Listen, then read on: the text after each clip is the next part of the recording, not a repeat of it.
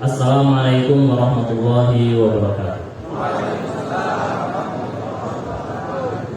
Alhamdulillah, wassalatu wassalamu ala rasulillah wa ala alihi wa ashabihi wa mawala wa manittaba'a.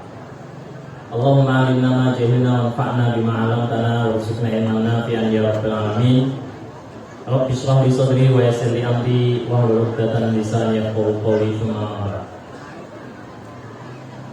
Para ikhwan dan akhwat yang Allah muliakan, tema kita pada taklim kali ini menyangkut keluarga, kemudian kesatuan dan menyangkut ukhuwah Islamiyah.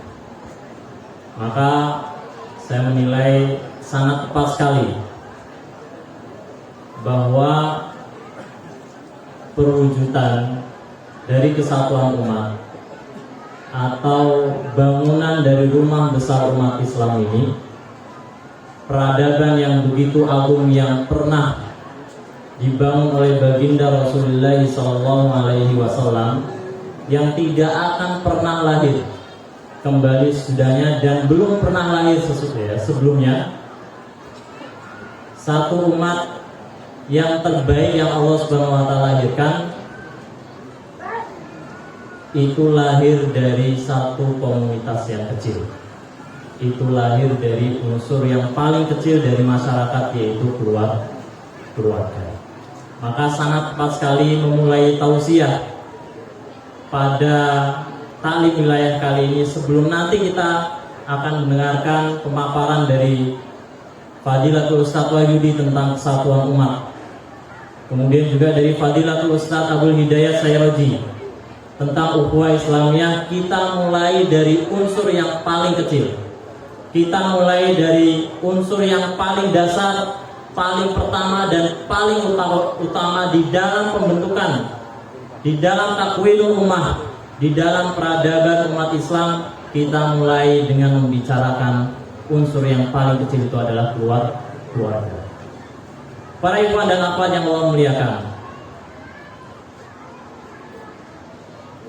tokoh utama di dalam keluarga itu adalah orang tua. Mayoritas di antara kita yang hadir pada taklim kali ini adalah bapak-bapak dan ibu-ibu. Mungkin sebagian besar di antara kita juga selain menyandang identitas atau kedudukan sebagai bapak dan ibu, kita juga sebagai seorang anak dari bapak dan ibu kita, baik yang masih hidup atau sudah meninggal. Kalau kita berbicara, para ikhwan sekalian, tentang kewajiban yang harus ditunaikan oleh seorang anak terhadap orang tua mereka, pada saat yang bersamaan, hakikatnya kita sedang membicarakan hak-hak orang tua. Ketika kita berbicara tentang hak-hak orang tua, baik di dalam Al-Quran ataupun di dalam sunnah Nabi Muhammad SAW, di dalam hadis-hadis, kita akan menemukan bahwa Islam sangat memuliakan kedudukan orang tua. Kedudukan orang tua di dalam Islam itu sangat agung. Maka simaklah bagaimana Allah Subhanahu wa Ta'ala menyandingkan perintah untuk mentauhidkan Allah Subhanahu wa Ta'ala dengan perintah agar seorang anak itu berbakti kepada dua orang tua. Allah Subhanahu wa Ta'ala menyampaikan, wa qadha rabbuka alla ta'budu illa iyyah, dan Tuhanmu memerintahkan agar engkau tidak menyembah kecuali Allah Subhanahu wa Ta'ala, kecuali Dia. Kemudian apa kata Allah Subhanahu wa Ta'ala? Perintah setelah tauhid itu, wabil walidaini ihsan, dan kepada dua orang tua maka berbuat baiklah. Di dalam hadis Rasulullah SAW juga menyampaikan kepada sahabil jalil Abdullah bin Mas'ud. Beliau bersabda, Ala unabbiukum bi akbaril kabair. Mau nggak aku kasih tahu kalian tentang dosa-dosa besar yang paling besar? Bala ya Rasulullah. Mereka berkata, tentu wahai Rasulullah.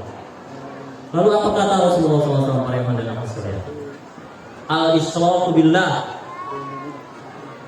berbuat syirik pada Allah.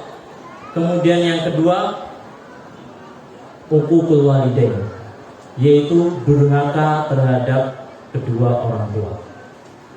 Maka para ikhwan dan akhwat sekalian, saat Anda menikah, kemudian berharap dari pernikahan Anda lahir, lalu Allah Subhanahu wa taala berikan taufik dengan kelahiran putra-putri Anda.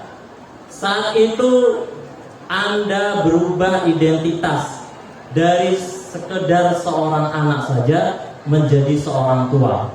Maka pada hakikatnya saat itu juga saat anak Anda lahir dari rahim istri Anda, Allah Subhanahu wa taala angkat derajat Anda menjadi hambanya yang mulia, yang Allah Subhanahu wa taala perintahkan anak Anda agar menempatkan setelah tauhidullah perintah untuk berbakti kepada Anda orang tua.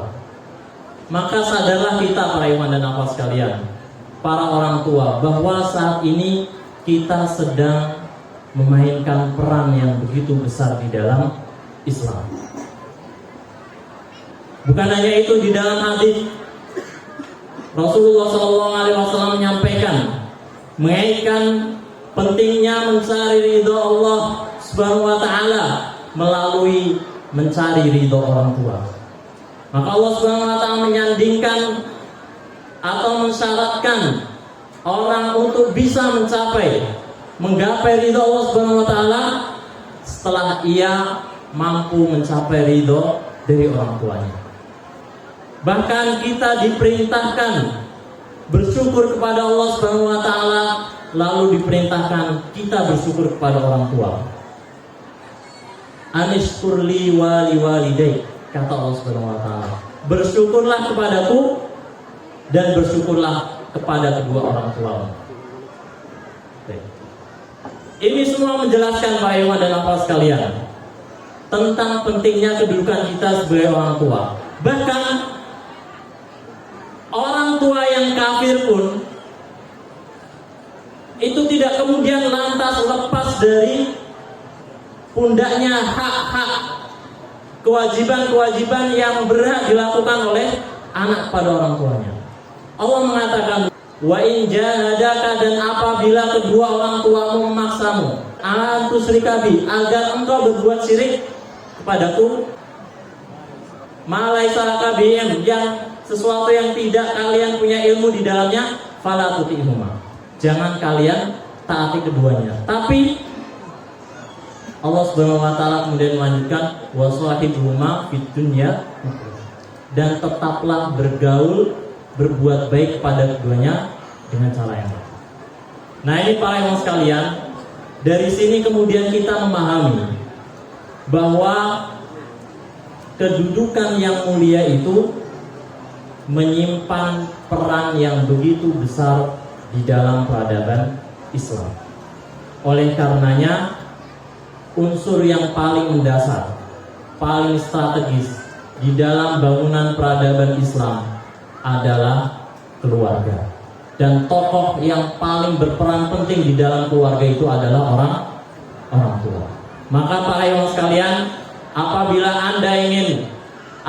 kita ingin berbicara tentang peradaban umat Islam, apabila kita ingin berjuang merintis kembali kejayaan Islam yang pernah digapai oleh salaful ummah, generasi pertama dari umat ini, maka mulailah dari unsur keluarga.